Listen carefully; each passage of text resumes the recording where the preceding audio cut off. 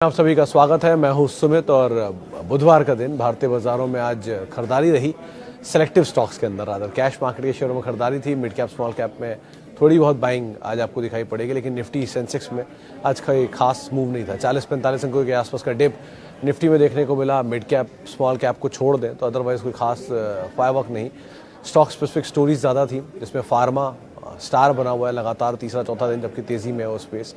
और पूरे हफ्ते 2 हफ्ते के लिहाज से भी देखेंगे तो एक अच्छी रिकवरी पूरे स्पेस में आई है।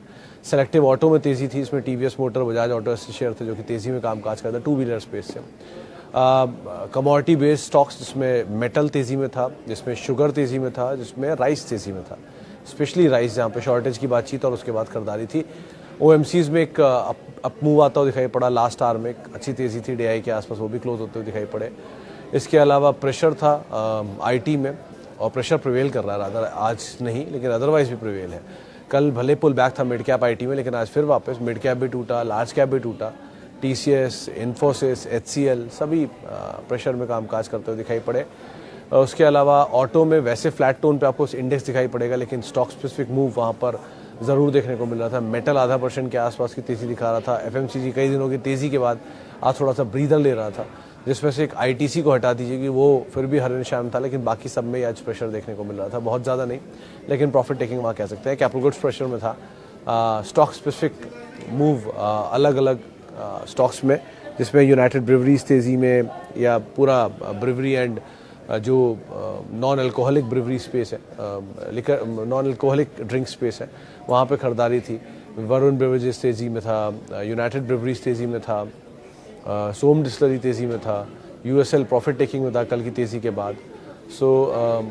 फार्मा में आज डीवीज फिर से बढ़िया तेज़ी में 3340, 3334। बैंक्स में एक्सिस बैंक परफॉर्म कर रहा है। तो ऐसे स्टॉक स्पेसिफिक मार्केट्स, अलग अलग स्टोरीज, अलग अलग सेक्टर्स जो कि कामकाज करते हुए दिखाई पड़ रहे थे। प्रेशर के तौर पे आईटी प्रॉफिट टेकिंग में, और दूसरा पावर जहां पर कुछ हद तक दबाव आज के सत्र में बनता हुआ दिखाई पड़ा। लेकिन अदरवाइज मार्केट में जो मूव है वो ब्रॉडर मार्केट्स के अंदर तो अच्छा ही माना जा रहा है। तो जानकार मान रहे हैं कि अगर आप इंडेक्स स्पेसिफिक देख रहे हैं तो 17,300, 17,500 एक स्टॉप, और ऊपर 17,800 मेजर रेजिस्टेंस। निफ्टी बैंक में आप करीब 41,900 और 41,900 के आसपास एक स्टॉप, और लॉन्ग साइड पे करीब 42,500, 42,800 ये लेवल्स को आप देख सकते हैं। लेकिन मेजरली मार्केट्स में एक कंसोलिडेशन ज़्यादा आपको दिखाई पड़ेगा। न्यूज़ स्पेसिफिक या स्टॉक स्पेसिफिक स्टोरी ज़्यादा दिखाई पड़ेगी, और बड़े ट्रिगर्स को अवेट कर रहा है मार्केट, तो एक्सपायरी एंड ऑल, तो उसको ज़रूर बता। दोस्तों, अगर आप बाजार में अपना पैसा इन्वेस्ट करना चाहते हैं तो अभी जुड़े एंजल ब्रोकिंग के साथ में, क्योंकि यहाँ आपको मिलती है एक अच्छी एडवाइस और भरोसेमंद सर्विस, और यहाँ अकाउंट ओपन करना भी है बिल्कुल फ्री ऑफ कॉस्ट। तो आज ही जुड़े एंजल ब्रोकिंग के साथ में। अकाउंट ओपनिंग लिंक डिस्क्रिप्शन में है। आज ही अपना अकाउंट ओपन कराएं।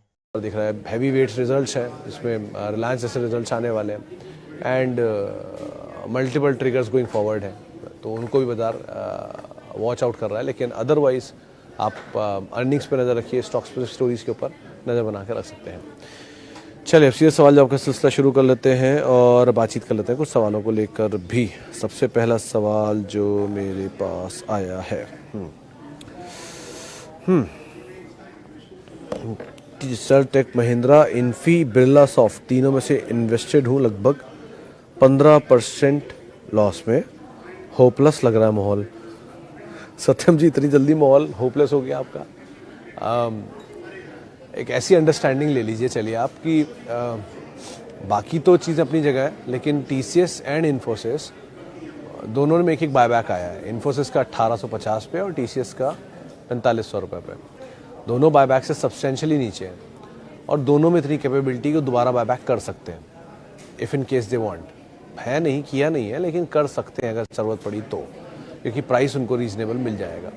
So cash rich company, profit making company, continuously wealth creating company, और कंटिन्यूसली ऐसा भी नहीं कि कोई लॉस आया है एक क्वार्टर में, ऐसा भी नहीं कि कोई बहुत बड़ा सब्सटेंशियल नंबर से बदलाव आ गया हो। कमेंट्री वीक है, ठीक है, गाइडेंस कट है, ये भी समझ में आता है, लेकिन कोई ऐसा नहीं हुआ है कि कंपनी ने धंधा बंद कर दिया या प्रॉफिटेबिलिटी से लॉस मेकिंग में हो गई है कंपनी, या ऐसी कोई चीज़ कर दी है जो नहीं होनी चाहिए थी।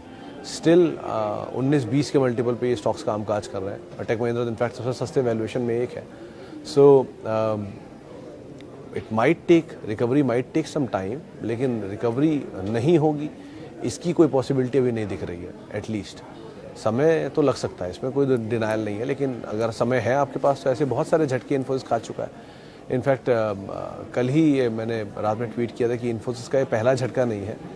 पिछले साल 18 अप्रैल को भी इसने 8% के आसपास का डिप दिया था नंबर्स के बाद, और उस ड्यूरेशन में भी 9%, 10%, 12%, 9%, 9.5% के हाईएस्ट डिप्स थे. ये जो फॉल आया था इसका थर्ड लार्जेस्ट या बिगेस्ट फॉल था, और उस बिगेस्ट फॉल्स के बावजूद भी इन्फोसिस वहाँ से कम बैक कर चुका है मल्टीपल टाइम्स, एक बार नहीं मल्टीपल टाइम्स. सो ब्रोकरेज हाउसेस अभी पॉजिटिव हैं, व्यूज़ तेज़ हैं, और ठीक है थोड़ा सा माहौल ख़राब जब आएगा तो ऐसे ही आता है सर.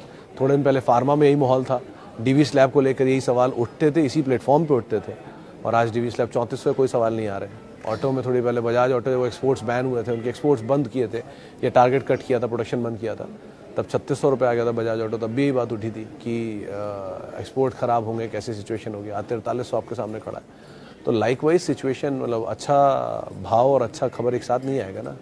बुरे खबर के दौर पे ही आपको बुरा भाव दिखाई पड़ेगा.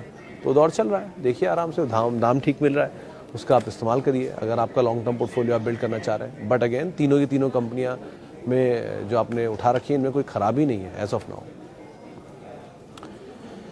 Okay, Bajaj finance and IndusInd bank, sir दोनों ही केस में ही Bajaj finance might take a longer duration. मतलब बजाज फाइनेंस के केस में एक चीज़ मैं बिल्कुल क्लियर हूँ अपने लिए, मतलब मेरा इंडिविजुअल थॉट है कि बजाज फाइनेंस की जो इंटेंसिटी ऑफ गेन्स है उसे कम होना चाहिए. क्यों? क्योंकि 100% रिटर्न देने वाला स्टॉक निफ्टी का जो 3 साल तक लगातार 100% रिटर्न दे चुका है, उसका एवरेज 57% है अब, जो पिछले साल तक 80% था. तो वो और पिछले साल बजाएंगे तो 100% था. तो हर साल उसके गेन की इंटेंसिटी कम हो रही है. वो इसलिए हो रही है कि वो रिटर्न ही दे रहा है कम, 5%, 7%, 10% रिटर्न देता रहेगा तो अपने आप ही कम होता जाएगा. तो विद टाइम उसको राइट साइज होकर उस गेन की ब्रैकेट में आना पड़ेगा, जो गेन का ब्रैकेट 15 से लेकर 25% होता है, जो निफ्टी का एवरेज रिटर्न हर स्टॉक का है, बारिंग टाइटन, बारिंग एशियन पेंट्स. तो उन दोनों के साथ भी यही हो रहा है विद टाइम. तो intensity of gain would be low but gains will there. अब वो कितना लो कितना गेन ये नहीं कह सकते, लेकिन इंटेंसिटी जो पहले इंजॉय हो चुकी है, मल्टी बैगर बन चुका है ये स्टॉक, वो मल्टी बैगर हमेशा ही नहीं बनेगा. उस तेज़ी को कहीं तो थामेगा, थोड़ा स्लो हो जाएगा, लेकिन again it's a quality asset to own. Company अच्छी है but the gain intensity would be less. इसे आप ऐसे समझिएगा. Likewise IndusInd bank better banks है ये भी, लेकिन फायरवर्क रखेगा या नहीं बाकी बैंक्स की तरह पे, ये कहना थोड़ा मुश्किल है. Better banks Kotak and ICICI would be a better bank comparatively.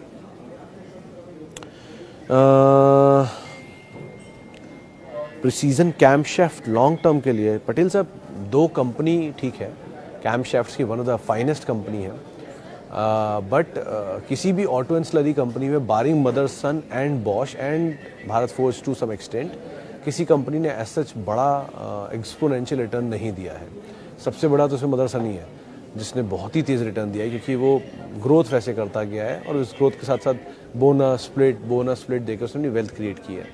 Bosch एक तरफा चला था 4400 रुपये से और 28,000 तक गया, फिर नीचे आया, 23,000 बाय बैक हुआ, और अभी भी उसमें पोटेंशियल दिखता है, क्योंकि कोई पीयर तो कह ली गई, कई सेगमेंट में इसकी मोनोपोली है, और उसको अगर आप हटा भी देंगे तो भी इक्विटी में कोई स्प्लिट बोनस आना नहीं, कहीं और लिस्टिंग है नहीं, तो एक बार को दिखता है. कुछ और कंपनियां इसमें किर्लोस्कर न्यूमेटिक हुई या किर्लोस्कर ऑयल हुआ, इन्होंने अच्छी वेल्थ क्रिएट की है, राणा ने भी अच्छी वेल्थ क्रिएट की है, बट ये सब मोमेंटम में आपको ज़्यादा पैसा बना के देंगे instead of long term stories. तो आप लॉन्ग टर्म स्टोरी को तलाशने के लिए इनके क्वार्टरली नंबर्स देखेंगे, लेकिन अगर लॉन्ग टर्म स्टोरी नहीं तलाश रहे हैं तो मोमेंटम इनमें जैसे जैसे मिलता रहेगा आप वैसे वैसे कॉल लेते रहेंगे.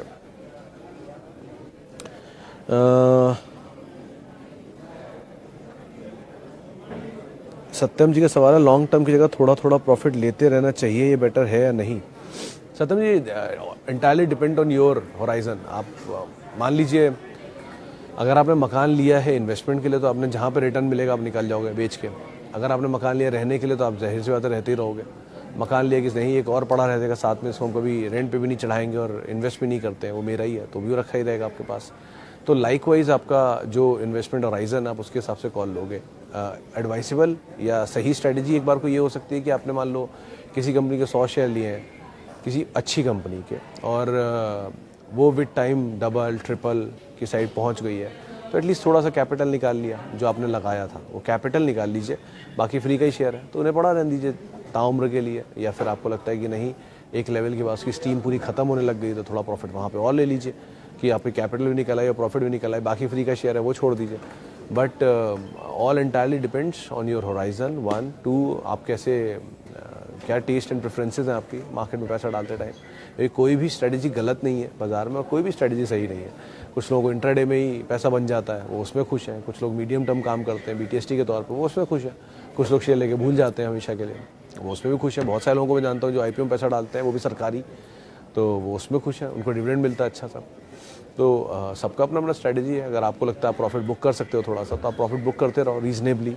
बट पहली और इकलौती चीज़ जिसका ध्यान रखना होगा आपको वो ये कि कैपिटल पहली प्रायोरिटी है जो आपको प्रोटेक्ट करना है। किसी भी हाल में आपने जो भी पैसा डाला है उसमें से कैपिटल निकाल लीजिए और उसके बाद आप विद टाइम जो मर्जी करते रहिए। बस कैपिटल निकाल लीजिए ताकि एटलीस्ट आपका कैपिटल प्रोटेक्ट रहे, बाकी आप प्रॉफिट से जो मर्जी करिए।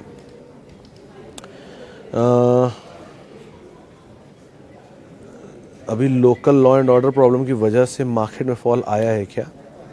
लोकल लॉ एंड ऑर्डर से आई डोंट थिंक कि ऐसा कोई फ़र्क पड़ रहा है, बट मतलब इट इज़ इतना कोई बड़ा स्केल पे से कुछ हुआ नहीं है लोकल लॉ एंड ऑर्डर में। इलेक्शंस हैं और बट दैट्स अगेन अभी कुछ टाइम है उसमें भी, और उसमें भी स्टॉक स्पेसिफिक स्टोरी रहेगी रीजन वाइज। जैसे कर्नाटका इलेक्शन है तो coffees and T and land parcels जिनके हैं BEML टाइप कंपनियों के, इनमें दोबारा स्टीम उठनी शुरू हो जाती है।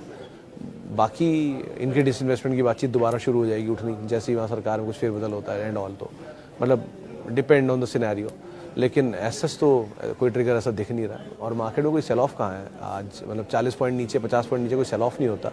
मिड कैप लगातार 5 दिन 8 दिन 9 दिन निफ्टी चला, उसके साथ साथ मिड कैप चला और इतनी अच्छी तेज़ी मिड कैप ने दिखाई है लोअर लेवल से। तो स्मॉल कैप भी पार्टिसिपेट कर रहा है। आज भी ब्रॉडर मार्केट्स में 50-50 का ही रेशियो था, तो बाजार में कोई बिकवाली नहीं है। बट ठीक है, थोड़ा बहुत प्रॉफिट टेकिंग चलता रहता है ऊपर नीचे, तो part and parcel of the game है। रिलायंस में क्या करें, रिजल्ट कैसे रह सकते हैं इसके? अरीब सर, रिजल्ट कैसे रह सकते हैं तो आपको कल इसका ज़्यादा अच्छा इवैल्यूएशन चैनल पे मिल पाएगा। क्या करें, अगर आप लॉन्ग टर्म इन्वेस्टर हैं तो ऑब्वियसली बात है होल्ड करें, देश की सबसे बड़ी कंपनी है। ब्रोकरेज हाउसेस के व्यूज़ 2900 से 3200 के टारगेट्स यहाँ पे मेंशन करते हैं।